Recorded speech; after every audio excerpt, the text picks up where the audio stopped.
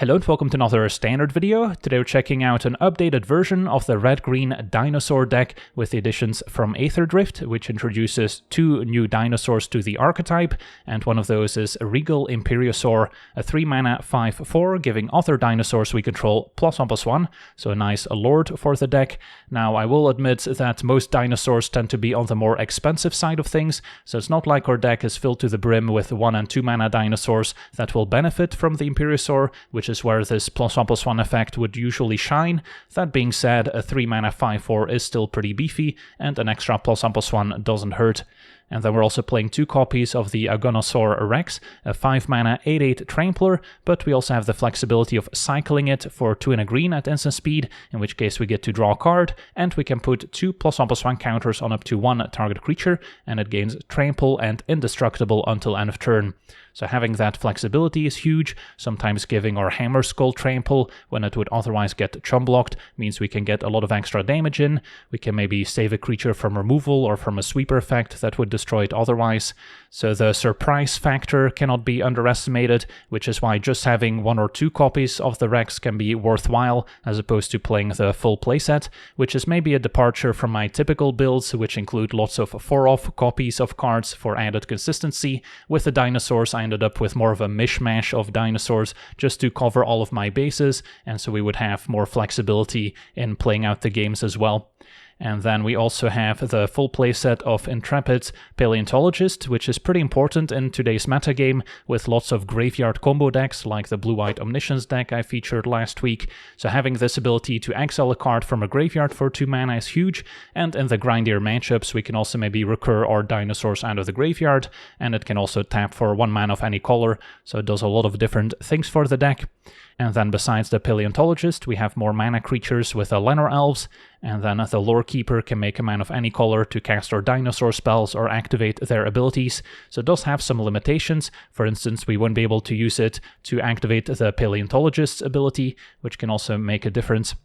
And then we've got a little bit of cheap interaction with a Triumphant Chomp. Starts out dealing 2 damage, but if we have a large dinosaur in play, it can deal quite a bit more. And then the Firstborn, a 2-mana 2/3 with haste, but if we have 2 spare mana, can also deal damage to an opposing creature equal to the greatest power among dinosaurs we control pretty much. And then the Yearling, a 3/2 Trampler that can also increase its power if we play a larger dinosaur in our turn, so synergizes quite well with the Hammer Skull.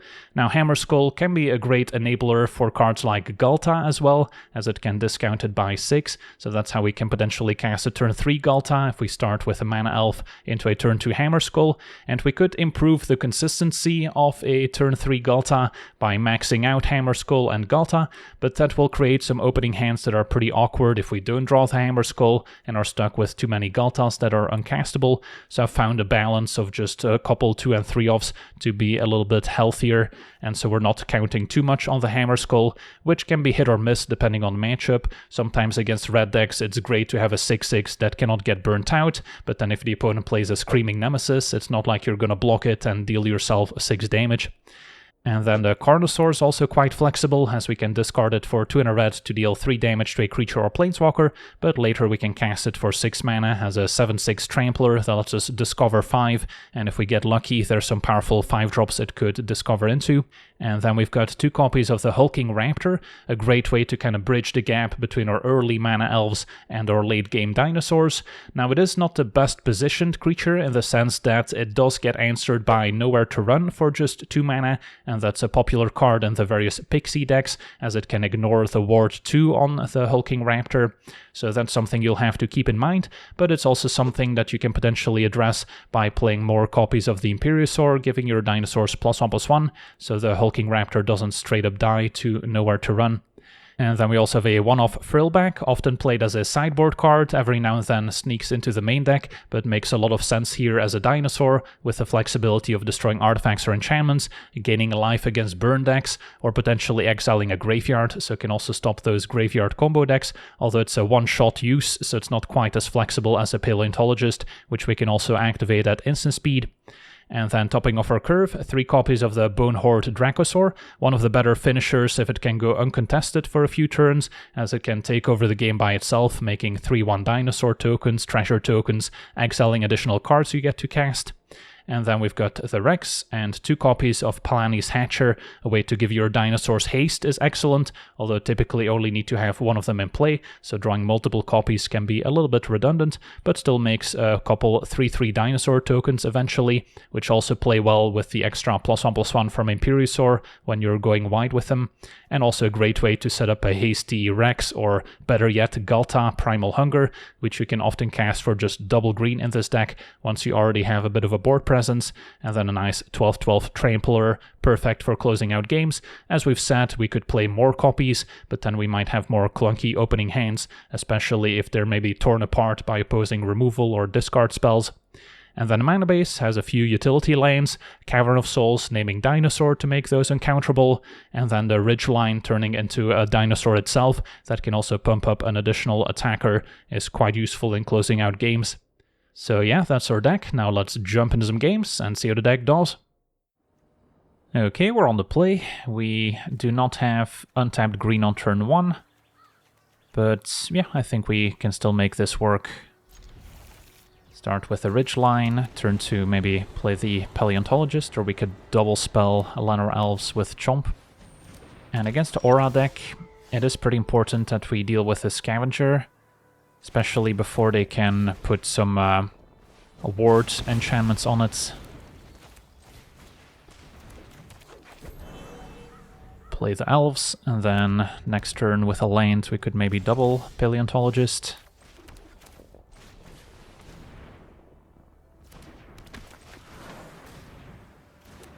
And then next turn we could maybe cast our 8/8. Sometimes the Aura deck does keep creature light hands, so that's also why you want to try and take care of their creature as soon as you can. But they do have the Battle Mouse, so they could still cast a 2-mana spell, thanks to the discount. But they're maybe keeping up a protection spell. So if that's the case, going for the Firstborns maybe not the best plan right now. Could go for the Rex, and then they might have a Sheltered by Ghosts next turn to get rid of it. So it's kind of a tricky spot. Could also try and cycle this and then eventually get it back with a Paleontologist. So that's also an option. Yeah, I think just casting the 5-drop is still the most mana efficient. But yeah, if our opponent can indeed exile it and then protect their mouse, it's gonna get pretty messy. And then no attack with the Paleontologist just yet.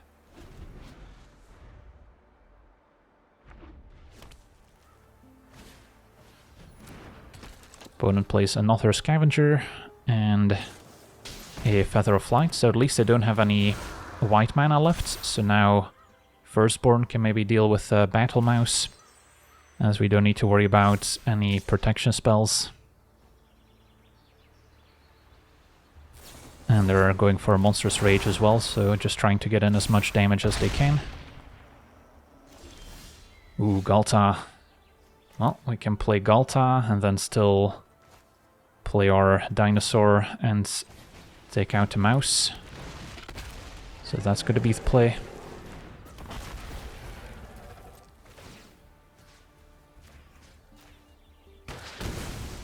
And hit you for 10 damage. Can our opponent recover? Ethereal Armor is a starting point. Do you also have a Sheltered by Ghosts? Just a Shard Mage's Rescue. I'm definitely blocking. They had the Monstrous Rage, but we can still survive, and 12/12 is actually just enough to take out the Scavenger without losing Galta. So yeah, they were able to present a pretty scary threat out of nowhere, which is what the Aura deck is known for. On to the next one.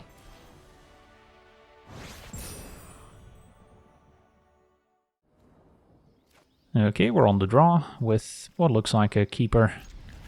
Some early mana acceleration, some decent dinosaurs to try and ramp into. Facing blue-white. If it is the Abuela's Awakening deck, we have Paleontologist to exile stuff from Graveyard. And yeah, looks like that's what we're up against. Opponent could grab Temporary Lockdown, which is also an answer to the Paleontologist. So we'll see here, but opponent goes for invasion. So if our opponent has next turn a discard outlet for Omniscience and then a turn 4 Awakening, I pretty much have to play the Paleontologist right now. Otherwise I'm not going to have the mana to play it and activate. So that's what we'll do. Hope they don't have a lockdown in hand, which is also possible. Another Archaeologist. Mills Omniscience, so they can grab another invasion. Okay, so at least if I keep up 2 mana, I can make sure I don't just lose. And in the meantime, we can play Yearling. And pass a turn. Hope they don't read Paleontologist and just cast the Awakening here. Either way, we're gonna start exiling stuff out of their graveyard. Could have also played Lorekeeper, since Paleontologist can pay for its own ability. But if they did have a lockdown, maybe we didn't want to go all out. Alright, so I'll get rid of the Omniscience for starters. So we want to keep adding more stuff to the boards, while potentially still keeping some interaction available. Because yeah, if I try and cast a Dracosaur and our opponent can fill their graveyard at instant speed, they could still untap and combo. So I guess that was the downside of not playing a Lorekeeper last turn. So we could take a bit of a risk, or we could keep playing it safe. Problem is, they can also just cast Invasion, get a Sweeper to wipe the board, and then keep going from there. So maybe I should try and keep up the pressure here.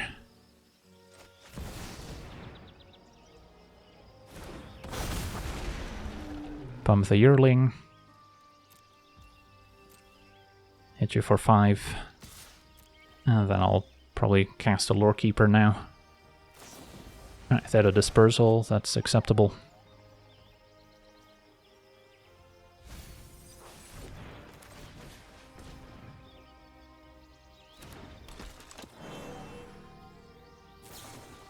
And a Moment of Truth. Gotta hope they don't mill Omniscience here. At least if they find a lockdown, we can blow it up with a Frillback to get our Paleontologist back. But they might just cast Invasion, get a Day of Judgment if they're running it. But nope, so opponents may not have a Sweeper in the sideboard to get. Goes for Chart a Course. And now we're applying a good bit of pressure with a Dracosaur. Discards one of the invasions.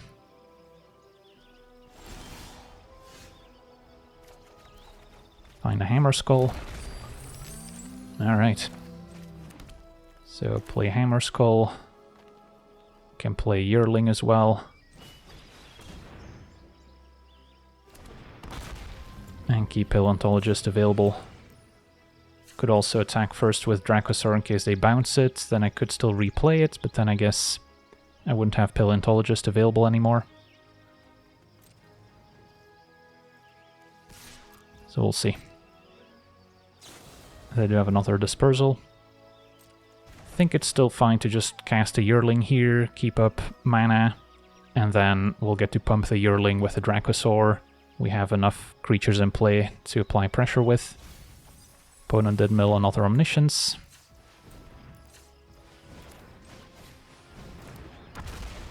So we'll pass. Can activate Paleontologist twice if needed. So we'll see if they try and cast the Awakening, but we've already shown that we know how Paleontologist works. And yeah, that highlights why I'm a fan of 4 copies of Paleontologist in the current meta. Having that main deck graveyard hate is just so important to have a fighting chance in this matchup. So our opponent does eventually cast the Invasion. We'll see if they have a Sweeper to search up. They could also go for the 6 mana Season of Weaving, I believe it's called. And that's also kind of a reset button. Nope, Day of Judgment, so they did have a board wipe after all. So I'm surprised they didn't get it a turn sooner. So now we get to exile Omniscience once again. And then there's probably no need to activate a second time. Alright, so opponent's still at 20. Can we conceivably present lethal? If I play the Firstborn, I get to take out Archaeologists. They still get to chump Hammer Skull, so then they're nowhere close to taking lethal. So then we probably don't want to overextend. And just attack with what we have. Then I'll be able to play Dracosaur. Playing the Firstborn might actually still be okay. Just to get a little bit more damage in.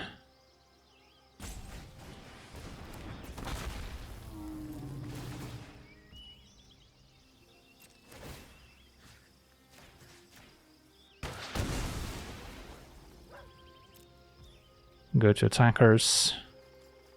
And then... yeah, there's no need to use Paleontologist anywhere.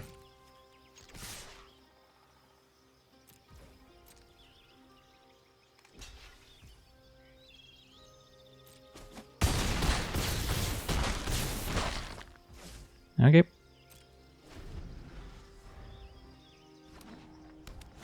So our opponent wipes the board.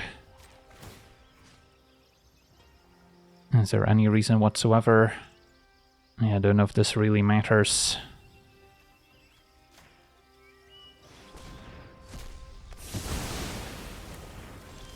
If we had the cycling dinosaur to make stuff indestructible, that would have helped. For now, play Dracosaur. And it's probably fine to play Imperiosaur as well. So your opponent needs to discard another Omniscience. They probably have Awakening in hand already.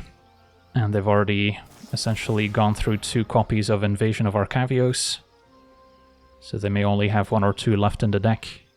So they've got some work to do. Stock up, leave up 1 mana, so they could have another Ephar's Dispersal. So ideally we can find our Hatcher to get in with an extra hasty dinosaur. Alright, and our opponent scoops it up. On to the next one.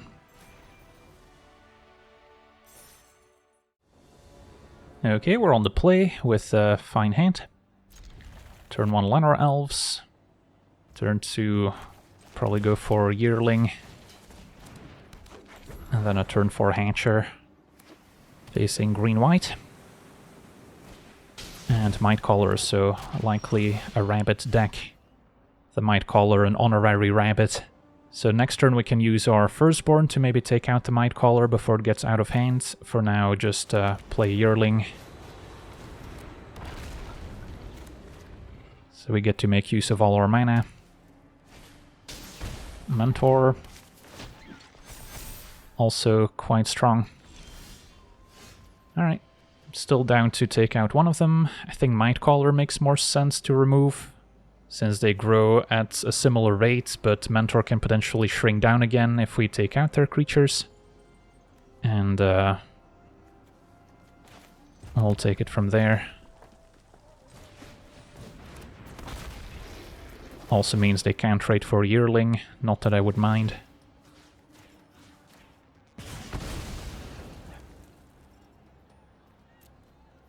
And hit you for 5. So then next turn Hatcher grows the Yearling some more. Gotta keep up the pressure while we can. Second Mentor, do you have a 1-drop? Doesn't seem like it. So now we have to be pretty careful. I'll resolve this trigger first so I can't confuse myself. They want to turn it into a 0-powered Yearling. And our opponent scoops it up. Awesome. So nice fast start thanks to the turn 1 Llanowar Elves. On to the next one. Okay, we're on the draw. This hand's pretty one-dimensional, but I don't hate it. Just try and ramp out our Rex. We've got Chomp for interaction. And our opponent on a black-white, some sort of tokens deck.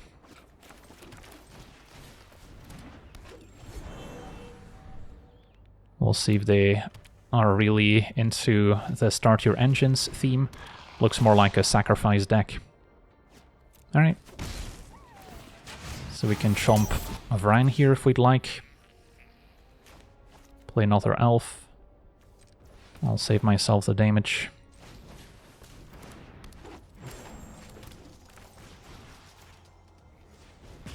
And then next turn we can already cast maybe the Hatcher first, and then we can play a hasty Rex afterwards. So they are pretty heavy into the start your engine theme.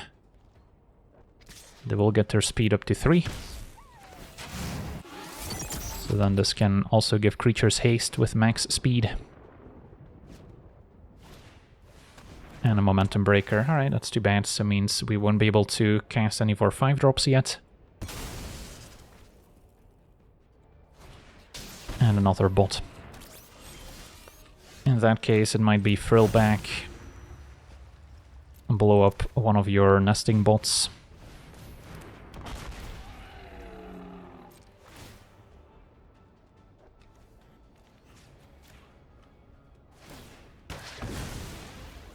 And then now we have a blocker or something else we can sacrifice to Momentum Breaker that we don't care about too much. So then an untapped land would be welcome.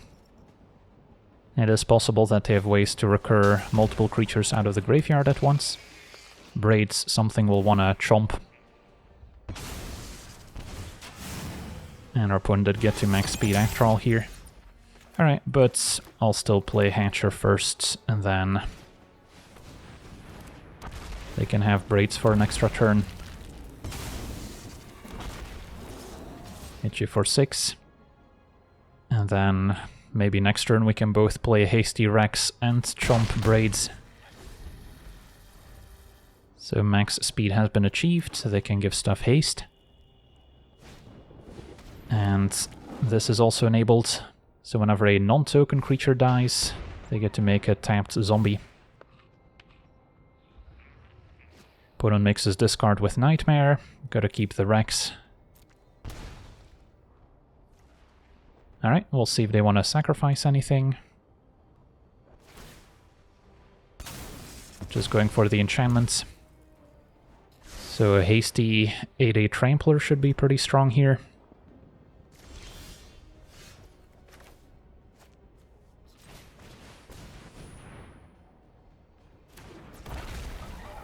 And go to attackers. And this is probably an all-out attack. And then our opponent might have to chump with everyone.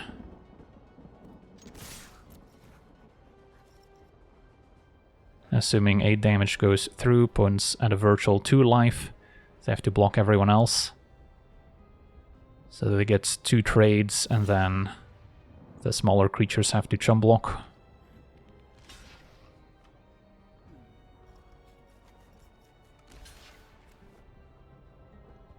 They do still get to sacrifice to Glory's Past, I guess, since they can do so at instant speed.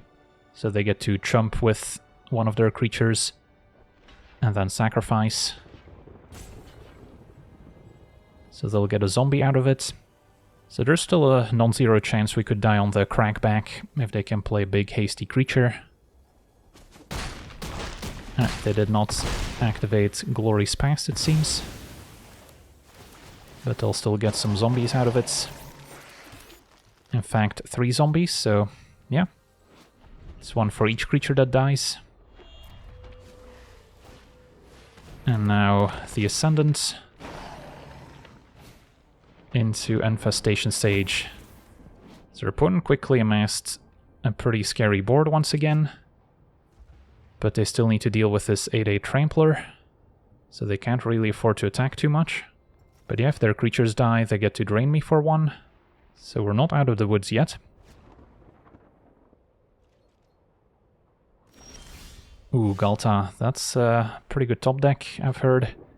So if I attack with the Rex, I force them to essentially block with a bunch of zombies. They get to drain me. Of course, first we would play Galta. Yeah, is an all-out attack actually going to benefit me? Or am I better off attacking next turn with both Tramplers? And then if our opponent attacks, we've got decent blocks. Yeah, it's a close call. So yeah, let's say I do attack with all my dinosaurs. Quadruple block, chump chump. It's an option. If our opponent draws removal, a momentum breaker we don't care about. So it has to be actual spot removal. Otherwise I think I'm better off waiting and just attacking next turn with everyone. Alright, I'll go for it now. Any reason to keep the 3/3 dinosaurs back? I guess if they do have spot removal, maybe that keeps me alive. But yeah, opponent throws in the towel. Sweet, on to the next one. Okay, we're on the play. Our hands, not great, lacking some interaction. But we do have Paleontologist on 2 to maybe ramp out some of our bigger dinosaurs. So I'll try it.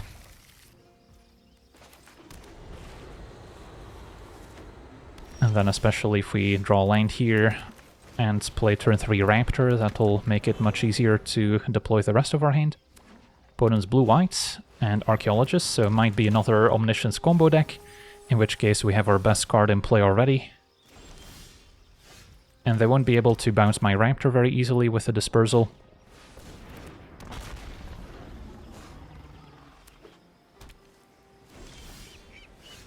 So now we'll want to keep up 2 mana with the Paleontologist if possible. Although it's not super likely for them to combo me next turn, they would still have to put Omniscience in the graveyard at instant speed. And then have the Whale's Awakening, of course. So part of me kind of wants to just double Imperiosaur. Can definitely play one of them for starters. They could also bounce Paleontologist itself with the Aetherius Dispersal by paying 3 mana. So then keeping up a bunch of mana doesn't really benefit me. So yeah, could be convinced. Otherwise, I guess I could still play Yearling and then keep up the Paleontologist's ability. And then next turn play Imperiosaur. Yeah, that might be fine.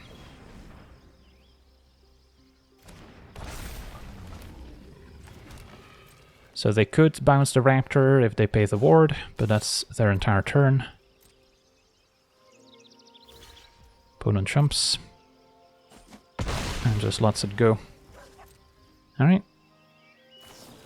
Moment of truth. We'll see if they mill Omniscience, kind of hoping they do. Alright, just a Chart of Course going to the graveyard. Also want to apply pressure in case they have a temporary lockdown, which they do. So that'll get rid of the Paleontologists. So I don't think this really matters.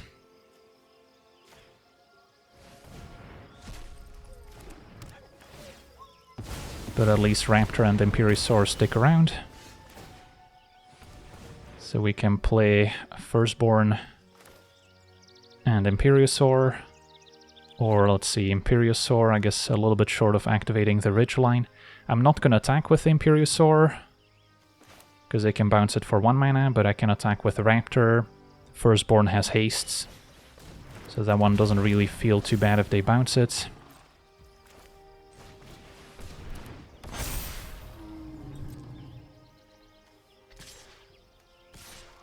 I mean, I could still attack with Imperiosaur, but then it also shrinks down my team. So we'll try it this way. Opponent will cast a Dispersal. Could have also declined to attack and give them a target, so that they couldn't mill Omniscience and set up the combo for next turn. Still gonna play it here, so next turn we can activate Ridgeline.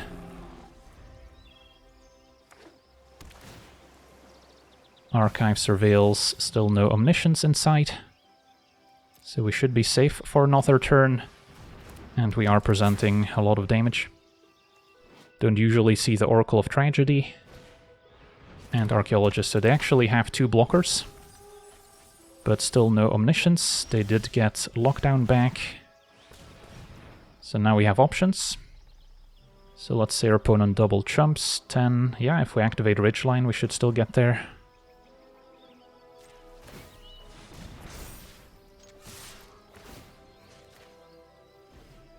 And our opponent explodes. Awesome. On to the next one.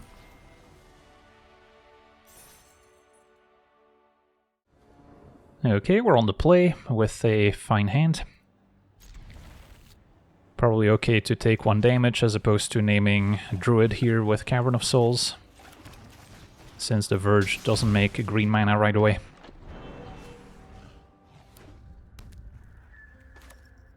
Looks like they have a Duress, that's fine. Was more worried about a cut down. But still no play for this turn.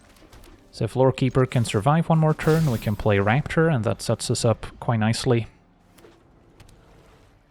But I have to imagine they have some interaction. Go for the throat. Alright, can still cast our Imperiosaur at least.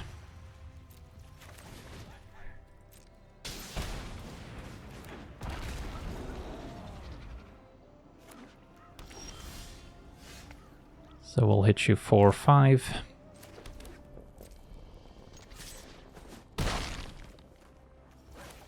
When facing Pixie decks, Raptor doesn't always line up great, since it is 3 toughness and nowhere to run can ignore the ward, but with Imperiosaur pumping by 1, that's less of a concern. So now I'm pretty worried about a sweeper, like the cover-up. So if I want to keep up the Rex, we can, and that can make Galta indestructible and set up lethal on the following turn. Might still want to use mana from Cavern to make Galta uncounterable. Opponent doesn't know about the Rex, so I feel like this might work out.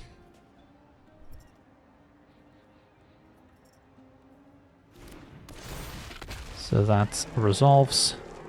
And yeah, I don't think we cast anything else, even though we could. Just gets us into trouble if our opponent has to cover up next turn to wipe the board. Opponent's gonna draw and discard with 3 steps ahead, since they couldn't counter because of Cavern. So they're digging. And yeah, hopefully they try to wipe the board next turn and the Rex will save the day. Although with their opponent at 3 life, they were pretty close to that anyways.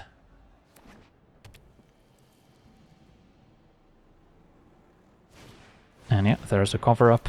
There's the cycling Rex. Cycling also something you cannot counter for what it's worth. Galta survives and can deal the finishing blow here. Awesome, on to the next one.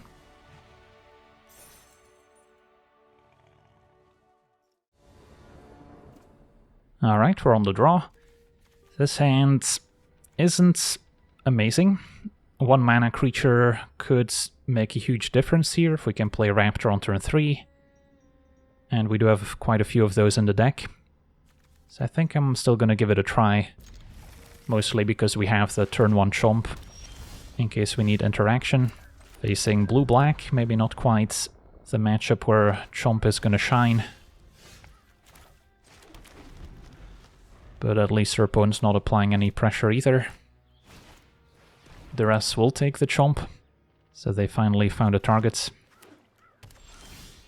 And a Lorekeeper can maybe set up Hatcher next turn, but looks like they have a cut down.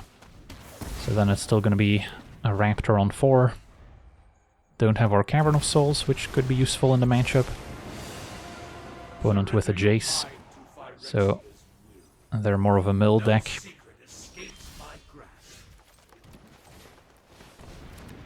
Well, let's hope they don't have a nowhere to run to answer the Raptor. And then, yeah, we could go Hatcher into Hasty Galta, which could be pretty strong. Opponent might be playing another Jace. We'll see here. Yep, still for 3 mana. So 40 cards remain, but we get to have kind of our dream turn here with Hatcher into Galta. And that should just be game over.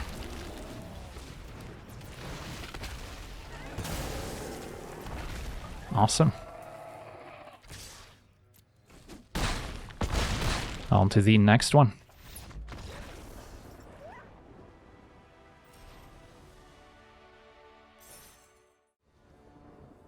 Okay, we're on the play with a promising hand.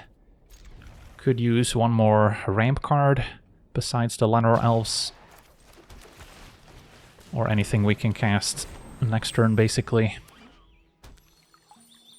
Opponent with Fabled Passage. I'll take a Yearling. So then we still don't have a play for next turn, as we have 3 5-drops. Could always cycle the Rex. Although a Hasty Rex with a Hatcher is also pretty sweet. Opponent fetches Plains. So not entirely sure what type of deck our opponent's playing.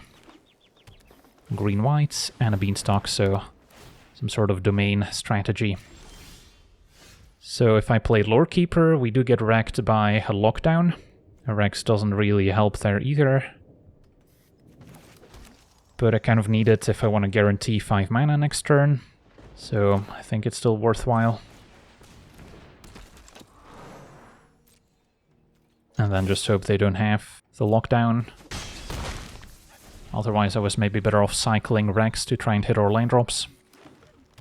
It's gonna be a tap land. 3 types for domain, so they can't leyline binding me yet. And then I think it's time for Hatcher to set up a Hasty Rex to maybe end the game before they can cast a Sunfall.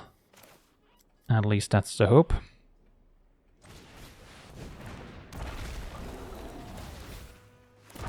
And then the first 2 triggers we decline.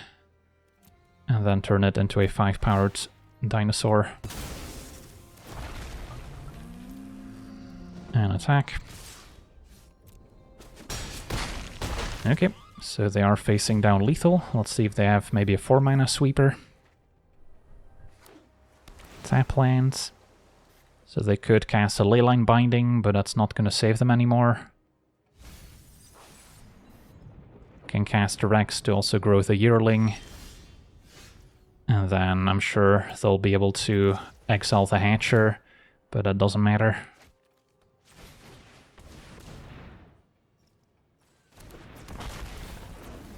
Take action. Opponent has the Binding, but they're still very dead. Goes for Yearling. And we're still getting in for a ton of haste damage. Awesome, so yeah. Sometimes all you need against these domain decks is a fast enough start with your 1 mana elves, basically. And then you can potentially go underneath a Sunfall.